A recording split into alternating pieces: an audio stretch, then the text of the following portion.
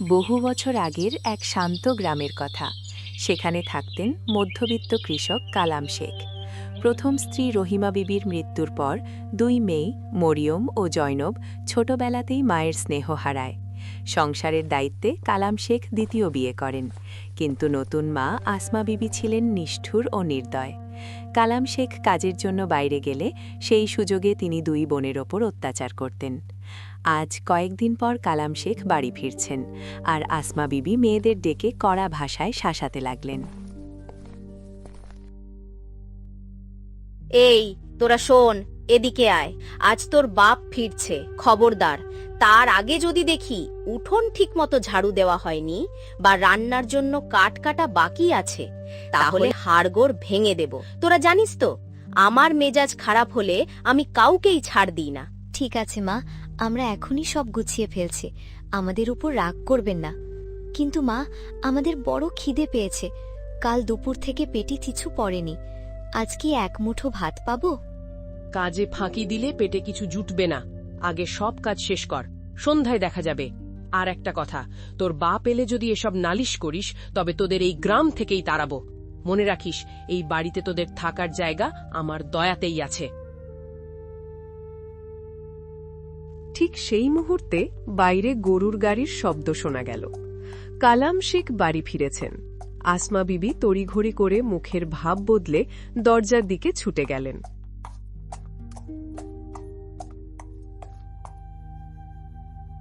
কেমন আছো গিন্নি?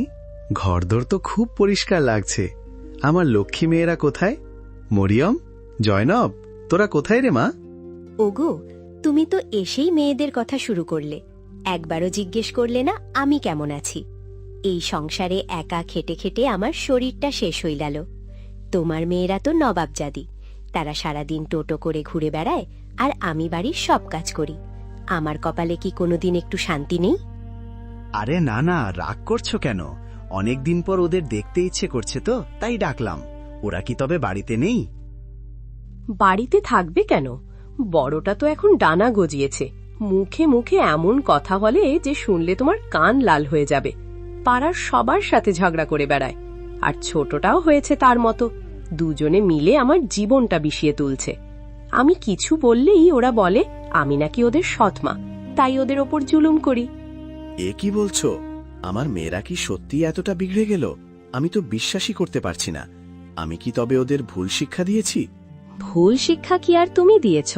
একা পেয়ে ওদের মাথায় সব কুচিন্তা ঢুকেছে। এখন তো শুনছি গ্রামের হাটে গিয়ে মানুষের জিনিসপত্র সরাচ্ছে। চুরির বদনাম যদি একবার হয়, তবে আমার মুখ দেখানোর জায়গা থাকবে না। আমি কত কষ্টে ওদের আগলে রাখছি তা শুধু আমিই জানি। চুরি? এই আমি কি শুনছি? কালাম শেখের মেয়েরা চোর হবে? না, এটা আমি মেনে নিতে পারছি না। আসমা, তুমি ওদের ঠিকভাবে শাসন করো না কেন? শাসন করতে গেলেই তো গ্রামের লোক আমায় নিন্দা করে, বলে সৎমা হয়ে মেয়েগুলোকে মারছে। আমার হাত পা বাঁধা গো, তুমিই এখন যা করার করো, নইলে একদিন আমাদের গলায় দড়ি দিতে হবে।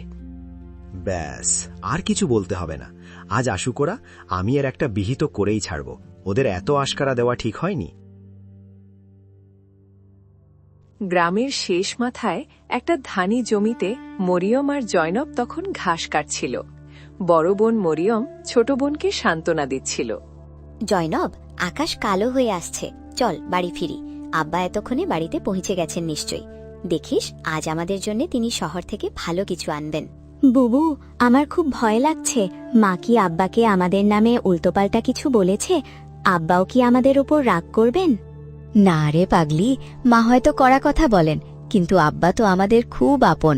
তিনি আমাদের খুব ভালোবাসেন। দেখবি, আজ সব ঠিক হয়ে যাবে। কিন্তু বুবু, আমি শুনেছি মা ছাড়া এই পৃথিবীতে কেউ আপন হয় না। মা চলে গেলে বাবাও নাকি বদলে যায়। তুই ছোট তো, তাই এমন ভাবছিস।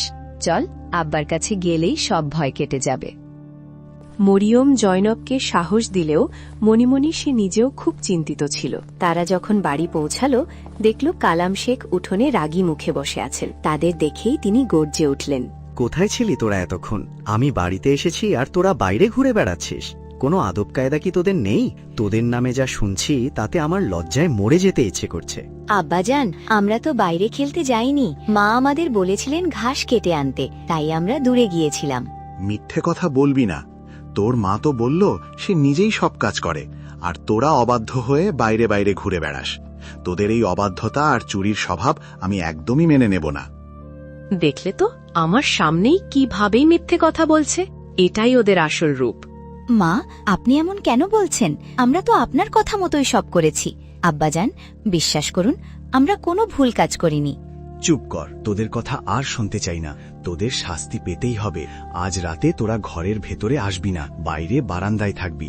আর কাল সকালে তোদের সাথে নিয়ে আমি একটু বাইরে বেরোবো, তোদের ছোট খালার বাড়ি দিয়ে আসবো, সেখানেই তোরা থাকবি।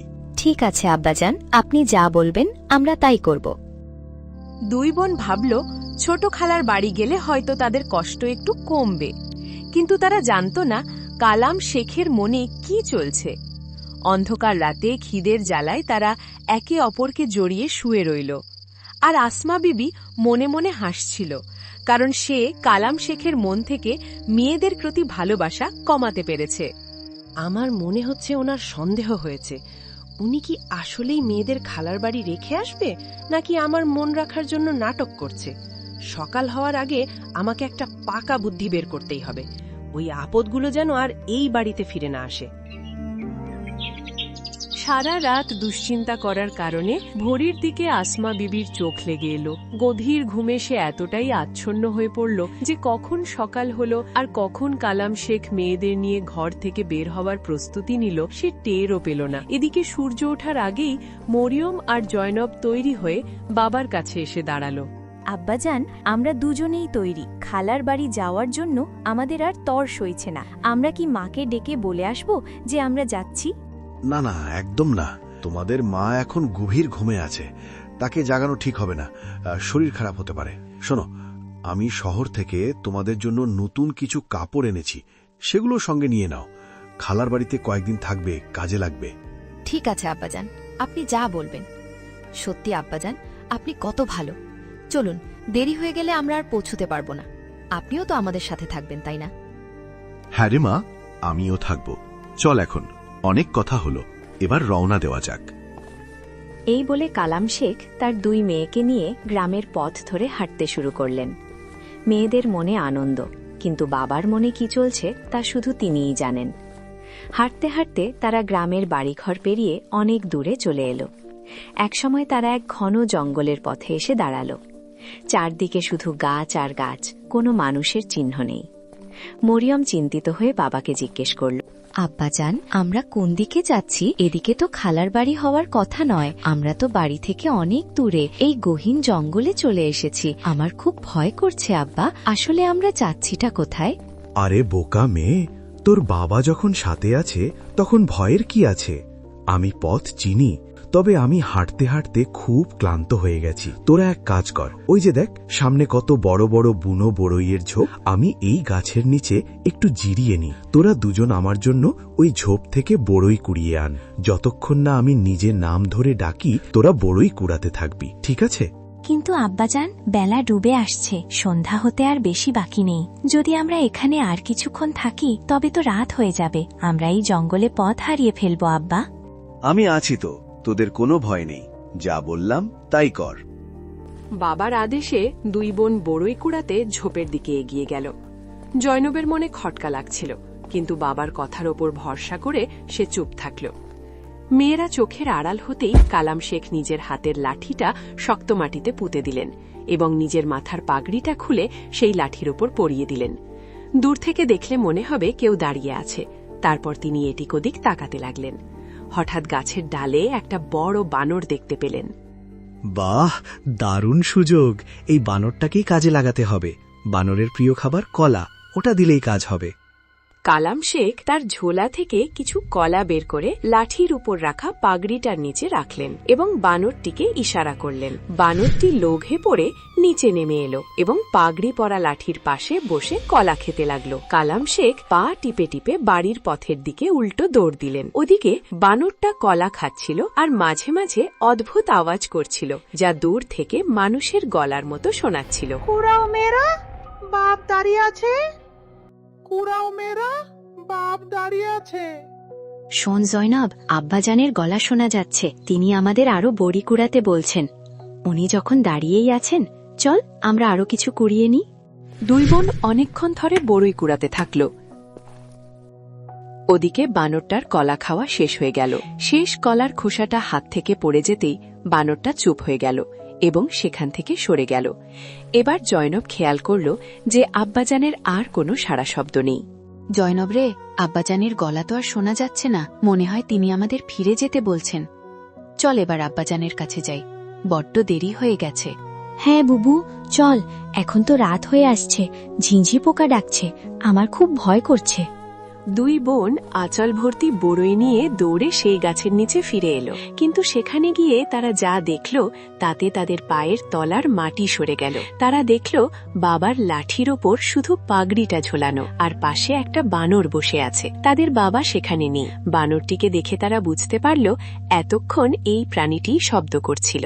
মরিয়ম বুবু, তুমি ঠিকই বলেছিলে। আমাদের আব্বাজান আমাদের খালার বাড়ি নেওয়ার নাম করে এই গভীর জঙ্গলে ফেলে যেতে এসেছিলেন। তিনি আমাদের ফেলে চলে গেছেন বুবু। এখন আমরা এই জঙ্গলে কি করব? কোথায় যাব? জয়নব, আমার আগেই সন্দেহ হয়েছিল, কিন্তু এখন কেঁদে কোনো লাভ নেই। কান্না দিয়ে তো আর আমরা এই জঙ্গল থেকে বেরোতে পারবো না। এখন আমাদের নিজেদেরই একে অপরকে বাঁচাতে হবে। চল রাত কাটানোর জন্য কোনো নিরাপদ জায়গা খুঁজি। কোনো রাজপুত্র ঘোড়ায় চড়ে আমাদের বাঁচাতে আসবে না, আমাদেরই পথ খুঁজে নিতে হবে। दोनों बहनें अंधेरे में एक दूसरे का हाथ पकड़कर चलने लगीं। হাঁটতে হাঁটতে তারা জঙ্গলের ভেতরে একটি পুরনো ভাঙাচোরা কুড়ে ঘরের সামনে এসে দাঁড়ালো। ঘরটি দেখে তারা অবাক হলো। আরে দেখ জয়নব, এখানে একটা মাটির চুলাও আছে।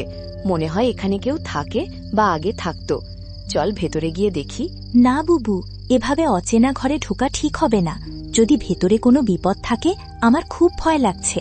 কিন্তু জয়নব, তুই বল, আমরা কি এই খোলা জঙ্গলে বাঘ ভাল্লুকের মুখে রাত কাটাবো? তার চেয়ে এই ঘরটা অনেক নিরাপদ। চল না, সাহস করে ভেতরে গিয়ে দেখি। হয়তো ওপরওয়ালা আমাদের জন্য কোনো ছাদ জুটিয়ে রেখেছেন। যদি থাকার জন্য কিছু না পাই, তবে বাইরের হিংস্র জানোয়াররা আমাদের ছিঁড়ে খেয়ে ফেলবে। তুমি ঠিকই বলেছ বুবু, ভয় তো খুব লাগছে, কিন্তু একটু ঝুঁকি তো নিতেই হবে, নইলে আমরা সারা রাত এই অন্ধকার জঙ্গলেই ঘুরপাক খাবো। চল বুবু, সাহস করে গিয়ে দেখেই নি, হয়তো ভেতরে আমরা কোনো আশ্রয় পেয়ে যাব। এই বলে দুই বোন সাহস সঞ্চয় করে কুড়ে ঘরটির ভেতরে ঢুকল। ভেতরে ঢুকে তারা দেখল ঘরটি সম্পূর্ণ খালি, কেউ নেই। তবে এক কোণে কিছু খড় বিছানো আছে। এটা দেখে তারা স্বস্তির নিঃশ্বাস ফেলল। সেই রাতে তারা ওই কুড়ে ঘরেই একে অপরকে জড়িয়ে ধরে ঘুমালো। এভাবেই সময় কেটে যেতে লাগল। দুই বোন জঙ্গল থেকে ফল সংগ্রহ করত, সেই ফল বাজারে নিয়ে গিয়ে বিক্রি করত। যা আয় হতো তা দিয়ে নিজেদের দরকারি জিনিস কিনত, আর রাত হলেই কুড়ে ঘরে ফিরে আসত। সাদামাটা হলেও তাদের জীবন শান্তিতে চলছিল।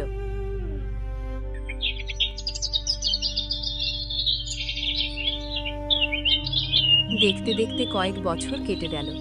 এখন দুই বোনই বড় হয়েছে, আর এত সুন্দরী হয়েছে যে কেউ দেখলে তাকিয়ে থাকত। একদিন সকালে বাইরে বের হওয়ার সময় জয়নব মরিয়নকে বলছিল,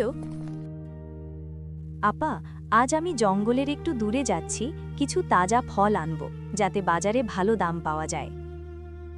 কিন্তু জয়নব, আজ তো আমাকেও বাজারে যেতে হতো, আর ফেরার পথে বাড়ির রেশনও আনতে হতো। আমি কালই কিছু ফল পেড়ে রেখেছিলাম, ওগুলো নষ্ট হয়ে যাবে। আপা, আমার তো তুমি ছাড়া আর কেউ নেই। যখন আমি বাড়ি এসে তোমাকে ঘরে পাই না, তখন বুকটা কেঁপে ওঠে, খুব ভয় লাগে। আমি চারদিকে তোমাকে খুঁজতে থাকি। ভাবতেই পারি না, যদি একদিন তোমাকে হারাই, আমি একা কিভাবে বাঁচব। আরে পাগলি, এমন কথা ভাবিস কেন? আমারও তো তুই ছাড়া আর কেউ নেই। আমি তোকে ছেড়ে কোথাও যাব বলতো? আর যদি কখনো দূরে যেতেও হয়, তোকে বলেই যাব, কথা দিলাম। কিন্তু যদি কখনো এমন হয়, আমি তোর জন্য কিছু চিহ্ন রেখে যাব, এমন চিহ্ন যা আমাকে তোর কাছে পৌঁছে দেবে। যাক, এসব কথা পরে হবে, ঠিক আছে? এখন তুই কালকের জন্য ফল পেড়ে নিয়ে আয়, ঠিক আছে? এই কথা বলে জাইনাব ফলের ঝুড়ি নিয়ে জঙ্গলের ভেতরের দিকে রওনা হলো। তারা দুই বোন এত সুন্দরী ছিল যে যখন সে বাইরে বের হতো তখন একটা চাদর দিয়ে নিজের মুখ ঢেকে রাখত, যাতে কেউ তার দিকে ভুল নজরে না তাকায়। সেদিন ভাগ্যের খেলায় সেই রাজ্যের বাদশা জঙ্গলে শিকারে বের হয়েছিলেন।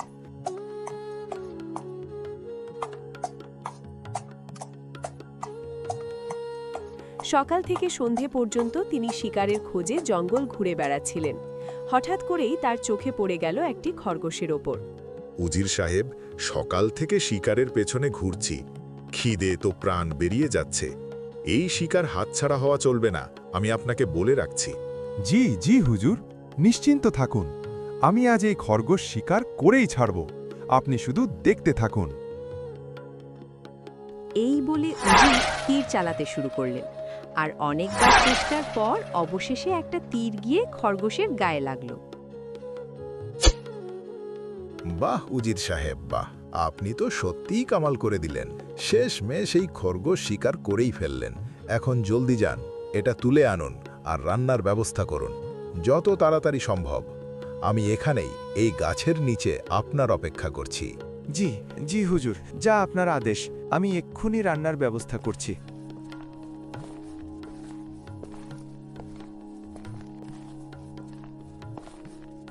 উজির আর দেরি না করে খরগোশটা তুলে নিলেন। তারপর আগুন জ্বালানোর জন্য জঙ্গলের ভেতরে খুঁজতে লাগলেন। এখানে জঙ্গলে আগুন কোথা থেকে পাবো? কোথা থেকে রাঁধবো আমি এই খরগোশ? এ তো অসম্ভব। তখনই উজির দেখলেন যে এক কুঁড়ে ঘরের বাঁশ থেকে ধোঁয়া বেরোচ্ছে। তিনি কাছে গিয়ে দেখলেন এক সুন্দরী তরুণী সেখানে একা বসে রান্না করছে।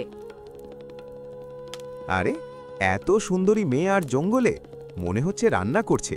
চলো, খরগোশটাও এখানেই রেঁধে নি। কিন্তু এই মেয়ে জঙ্গলে এখানে একা কি করছে?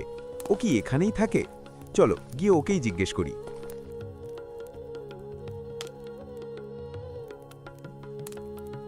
আপনি কে? এখানে কি করছেন? আর আমাকে এভাবে চুপচাপ দেখছিলেন কেন?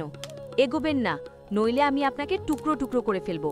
এটা সাবধান বাণী নয়, মনে রাখবেন। আপনি আমাকে ভুল বুঝছেন, আমি এখানে আপনার ক্ষতি করতে আসিনি। আসলে ব্যাপারটা হলো, আমি একটা খরগোশ শিকার করেছি, তো ওটা রান্না করার জন্য আমার আগুন দরকার ছিল, তাই এখানে চলে এসেছি। আচ্ছা ঠিক আছে, আপনি রেঁধে নিন এবং রেঁধে জলদি এখান থেকে চলে যান। মরিয়ম এতটাই সুন্দরী ছিল যে উজির যখন খরগোশটা চুলায় চড়ালেন তখন তার মনোযোগ তার সৌন্দর্যে হারিয়ে গেল। এতটাই মগ্ন হয়ে পড়লেন যে খরগোশটা পুড়ে কয়লা হয়ে গেল, আর তিনি কিছুই টের পেলেন না। হ্যাঁ, এটা তো সব পুড়ে গেছে। আপনার মনোযোগ কোথায়? এখন এই পোড়া খরগোশ তুলুন আর এখান থেকে যান। হায়, এ কি হয়ে গেল? আজ তো বাদশা নামদার আমাকে মেরেই ফেলবেন। দেখুন, যান এখান থেকে।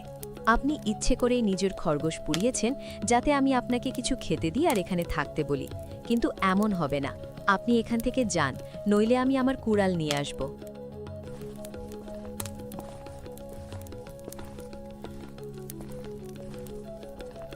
ওদিকে বাদশাও খরগোশের অপেক্ষায় ছিলেন।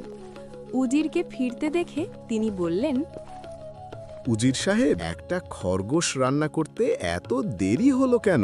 আমার খুব খিদে পেয়েছে। খরগোশ কোথায়? উজির হাঁটু গেড়ে বসে কাঁপতে কাঁপতে বললেন, হুজুর, আমাকে মাফ করে দিন, এটা ইচ্ছে করে হয়নি। জেনে বা অজান্তে আমার ভুল হয়ে গেছে। সে এত সুন্দরী ছিল যে তাকে দেখে আমি সবকিছু ভুলে গিয়েছিলাম। কে এত সুন্দরী ছিল? কার কথা বলছো? আমাকে খুলে বলো। আর খরগোশ কোথায়? হুজুর, সে এখানে এক কুঁড়ে ঘরে থাকে। হুজুর, আপনি তাকে দেখলে খরগোশ কি সব কিছুই ভুলে যাবেন। আসুন, আমি আপনাকে সেই কুঁড়ে ঘরেই নিয়ে যাই। দেখলেই বুঝতে পারবেন কেন আমি দুনিয়া ভুলে বসেছিলাম। ওহ, তাই নাকি? আমাদের রানীরা তো এই রাজ্যের সবচেয়ে সুন্দরী, আর তুমি বলছো একজন দাসীকে দেখে তুমি সব ভুলে গেছো? বেশ, চলো, আমিও দেখতে চাই সে সৌন্দর্য কতটা অসাধারণ। এরপর বাদশা আর উজির দুজনেই সেই কুঁড়ে ঘরের দিকে এগিয়ে গেলেন। সেখানে মরিয়ম বসে রান্না করছিল। বাদশার চোখ যখন মরিয়মের উপর পড়ল, তিনি যেন মুহূর্তেই হতভম্ব হয়ে গেলেন। জীবনে তিনি এমন সৌন্দর্য আগে কখনো দেখেননি। তখন উজির ধীরে করে বাদশাকে জিজ্ঞেস করলেন, কি হুজুর, আমি তো আপনাকে বলেছিলাম না যে এই রাজ্যে সবচেয়ে সুন্দরী মেয়ে হলো উজির সাহেব। আপনি এত সুন্দর মেয়ে কোথা থেকে পেলেন? কি হুজুর, আমি তো আপনাকে বলেছিলাম না যে এই রাজ্যের সবচেয়ে সুন্দরী মেয়ে হলো উজির সাহেব। এমন সৌন্দর্য আপনি জীবনে কখনো দেখেননি। তো বলুন, তৃতীয় রানীর ব্যবস্থা করা হবে কি? কি বলেন? না না উজির সাহেব, হবু রানীকে এভাবে নিয়ে যাওয়া ঠিক নয়। আমরা আমাদের সুন্দরী রানীকে পালকিতে করে নিয়ে যাব। এখন চলো এখান থেকে, কাল আমরা আমাদের রানীকে নিতে পালকি নিয়ে আসব। এভাবেই বাদশাহ আর উজির দুজনেই সেখান থেকে চুপচাপ চলে গেলেন। মরিয়ম বুঝতেই পারল না যে কেউ তাকে লুকিয়ে দেখছিল। পরের দিন সকালে দুই বোন নিজেদের মধ্যে কথা বলতে লাগলো। তখন মরিয়ম জয়নবকে বলল, শোন তো, কাল এক লোক একটা খরগোশ নিয়ে এসেছিল। পাগলটার মনোযোগ এতটাই সরে গিয়েছিল যে পুরো খরগোশটাই পুড়ে গেল। বেচারা হয়তো ওই পোড়া খরগোশটাই খেয়েছে। আপা, তুমিও না। আচ্ছা শোন আপা, আমি আজ জঙ্গলে যাচ্ছি ফল পাড়তে। সন্ধ্যা পর্যন্ত চলে আসব। কুড়ে ঘরের দরজা ভালো করে বন্ধ রেখো, ঠিক আছে? কেউ এলেও দরজা খুলো না। এই কথা বলে জয়নব সেখান থেকে চলে গেল। জয়নব চলে যাওয়ার পর মরিয়ম একা ঘরে রইল। হঠাৎ সে ঘোড়ার খুরের শব্দ শুনতে পেল। কি হচ্ছে দেখার জন্য সে কুড়ে ঘর থেকে বাইরে এলো। সামনে যা দেখল তাতে সে অবাক হয়ে গেল। তার দরজার সামনে এসে থেমেছে রাজকীয় ঘোড়সওয়ার। তখনই মরিয়ম বুঝে গেল তার বরাত নিজেই তার কাছে এসে পৌঁছেছে। ঠিক তখনই উজির তার কাছে এসে বলল, আমি রাজগড়ের বাদশাহ আসাদ খানের উজির। আমাদের বাদশাহ আপনার সৌন্দর্য ও চরিত্রে মুগ্ধ হয়েছেন। তিনি আপনাকে সম্মানের সঙ্গে নিজের জীবনসঙ্গী করতে চান। আপনি কি এই প্রস্তাবে রাজি আছেন? মরিয়ম যখন এটা শুনল তখন তার বিশ্বাসই হলো না যে মেয়েকে তার বাবা আবর্জনা ভেবে জঙ্গলে ফেলে দিয়েছিল সেই মেয়েটির বিয়ে বাদশাহের সাথে হতে যাচ্ছে। এটা ভেবে মরিয়মের চোখ ভরে এলো এবং সে সাথে সাথে রাজি হয়ে গেল। আমি এই বিয়েতে রাজি আছি। আপনি একটু অপেক্ষা করুন, আমি ভেতর থেকে আমার পুটলি নিয়ে আসছি। মরিয়ম ধীরে ধীরে কুড়ে ঘরের ভেতরে ঢুকল। তারপর সে মুঠো ভরে সরিষার বীজ তুলে নিল। বাইরে বেরিয়ে সে যে পথে হাঁটছিল সেই পথে আস্তে আস্তে বীজ ছড়াতে লাগল। এরপর মরিয়ম নীরবে সেই কুড়ে ঘর ছেড়ে চলে গেল। কিছুক্ষণ পর জয়নব সেখানে এসে পৌঁছালো। কুড়ে ঘরের ভেতরে ঢুকে এসে দেখল সেখানে কেউ নেই। বুকের ভেতর তার দুশ্চিন্তা বাড়তে লাগল। সে চারদিকে তাকিয়ে ব্যাকুল হয়ে নিজের বোনকে খুঁজতে শুরু করল। আপা কোথায় চলে গেল? আমার ভয় ছিল, আর সেটাই হলো। আপা এখন কোথায়? আমাকে ছেড়ে কোথায় চলে গেল?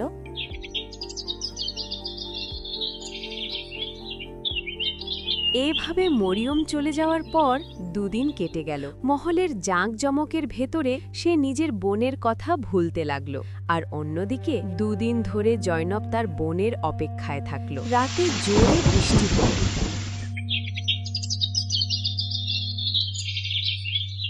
কিন্তু সকালে উঠে সে দেখল মাটির ওপর সরিষা গাছের এক লম্বা সারি তৈরি হয়েছে। তা দেখে সে বুঝে গেল আমার বোন আমাকে এখানে ফেলে যায়নি। সে আমার জন্য চিহ্ন রেখে গেছে, যাতে আমি এই ফুলগুলোর পথ ধরে তার কাছে পৌঁছাতে পারি। হে ওপরওয়ালা, আমাকে আমার বোনের সঙ্গে মিলিয়ে দাও। এই কথা বলে জয়নব ফুলের তৈরি পথে হাঁটতে লাগলো। হাঁটতে হাঁটতে সে অনেক দূরে পৌঁছে গেল। শেষে দেখল এই পথ সরাসরি এক বাদশাহর মহলের দিকে যাচ্ছে। মহলের ফটকে পৌঁছাতেই প্রহরীরা তাকে আটকাতে চাইল। ঠিক তখনই ওপরের বারান্দা থেকে মরিয়ম তার বোনকে দেখে ফেলল। সে দৌড়ে নিচে নেমে এসে জয়নবকে জড়িয়ে ধরে কান্নায় ভেঙে পড়ল। জয়নব, আমি জানতাম তুই আমার রেখে যাওয়া চিহ্ন ধরে ঠিক চলে আসবি। বোন আমার, তোকে ছাড়া এই রাজপ্রাসাদেও আমি একা ছিলাম। বাদশাহ সব কথা শুনে জয়নবকে রাজকীয় সম্মান দিলেন। তার বুদ্ধি আর সাহসে খুশি হয়ে উজির তাকে বিয়ের প্রস্তাব দিলেন। ধুমধাম করে তাতে বিয়ে হলো। যে দুই বোন একসময় জঙ্গলে কষ্টে দিন কাটাত, আজ তারা রাজ্যের রানী ও উজির পত্নী। কিন্তু অন্যদিকে সৎ মা আর কালাম শেখ তাদের খারাপ কাজের ফল পেল। দুই মেয়েকে জঙ্গলে ফেলে আসার পর থেকে তাদের জীবনে শুধু দুঃখ আর অভাব নেমে এলো। ব্যবসা নষ্ট হল, মানুষও তাদের এড়িয়ে চলল। শেষে তারা ভিক্ষা করতে বাধ্য হল। একদিন তারা শুনল এই রাজ্যের রানী খুব দয়ালু, তাই ছেঁড়া কাপড় পরে তারা রাজপ্রাসাদের সামনে এলো।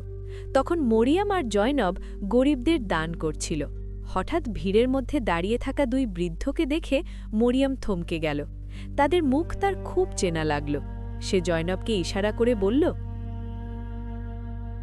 জয়নব, দেখ তো ওদের চিনতে পারিস কিনা। জয়নব কাছে গিয়ে চমকে উঠল। এ তো তাদের সেই বাবা আর সৎমা। জয়নব মরিয়মকে বলল, আপা, এরা তো আমাদের সেই বাবা আর সৎমা যারা আমাদের আবর্জনা মনে করে জঙ্গলে ফেলে এসেছিল। মরিয়ম তখন প্রহরীদের দিয়ে তাদের ভেতরে ডাকল। কালাম শেখ আর সৎমা ভয়ে কাঁপছিল। তারা রানীকে চিনতে পারেনি। মরিয়ম সিংহাসন থেকে নেমে বলল, হে পথিক, তোমরা কি তোমাদের ফেলে আসা অতীতকে চিনতে পারছো? একটু ভালো করে তাকাও। আমরা সেই দুই মেয়ে যাদের তোমরা একদিন জঙ্গলে হিংস্র পশুর মুখে ফেলে গিয়েছিলে। কালাম শেখ মাথা তুলে ভালো করে তাকালো এবং লজ্জায় তার মাথা নিচু হয়ে গেল। সৎমা ভয়ে মাটিতে বসে পড়ল। কালাম শেখ কেঁদে বলল, মারে, লোভে পড়ে আর তোর সৎ মায়ের কুবুদ্ধিতে আমি অন্ধ হয়ে গিয়েছিলাম। নিজের কলিজার টুকরাদের মৃত্যুর মুখে ঠেলে দিয়েছিলাম। আজ আমার এই ভিখারির হাল তারই শাস্তি। আমাকে মাফ করে দে মা। সৎমা কাঁদতে কাঁদতে তাদের পায়ে পড়ে ক্ষমা চাইতে লাগল। মরিয়ম আর জয়নব একে অপরের দিকে তাকালো। ছোটবেলা থেকে তারা অনেক কষ্ট সহ্য করেছে, তবু তাদের হৃদয় ছিল বড় আর দয়ায় ভরা। কিছুক্ষণ চুপ থাকার পর মরিয়ম ধীরে বলল, বাবা, আমরা তোমাদের মতো নিষ্ঠুর হতে পারি না। আল্লাহই তোমাদের শাস্তি দিয়েছেন, আবার তিনিই আজ তোমাদের আমাদের কাছে ফিরিয়ে এনেছেন।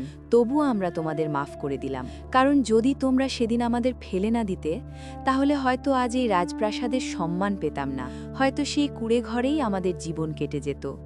এরপর মরিয়ম ও জয়নব তাদের বাবা ও সৎমাকে প্রাসাদের কাছে ভালোভাবে থাকার ব্যবস্থা করে দিল।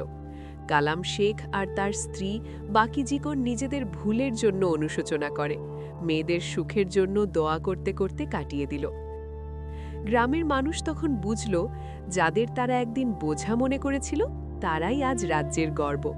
আল্লাহ যাকে সম্মান দিতে চান, তাকে জঙ্গলের কাটা গাছের মাঝ থেকেও তুলে রাজ সিংহাসনে বসিয়ে দেন।